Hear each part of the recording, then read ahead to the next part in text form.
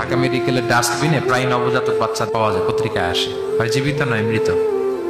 ওই যে বাচ্চাটা যে আপনি প্রাণ নষ্ট করলেন, এই অধিকার কি আমার আছে? নাই। কারো প্রাণ হরণের অধিকার তো আমার নেই। আর বাচ্চাটা যদি জীবিত থাকে, এবার তার লাইফটা দেখেন কিরকম, কত হ্যাসেল।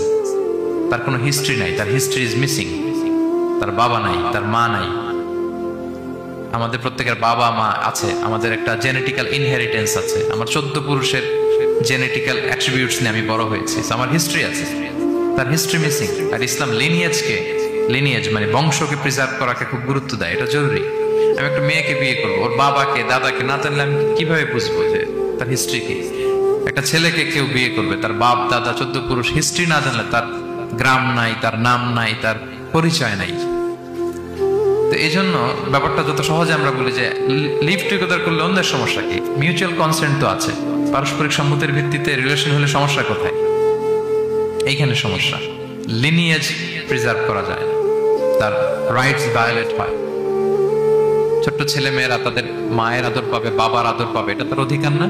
তো যে ছেলেটা ডাস্টবিনে পড়ে রইলো, লেটস সে কোনো অরফ্যান হাউস তাকে নিয়ে আসলো, এতিমখানা, তো সে কি বাবা মায়ের আদরটা পায়?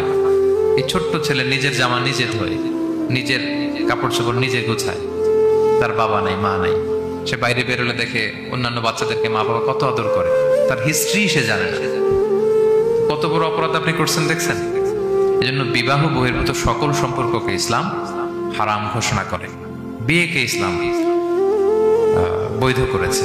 প্রশান্তি আছে, দায়িত্বশীলতা আছে, সামাজিকতা আছে, সভ্যতা বিনির্মাণের একটা স্ট্রাকচার্ড সিস্টেম আছে।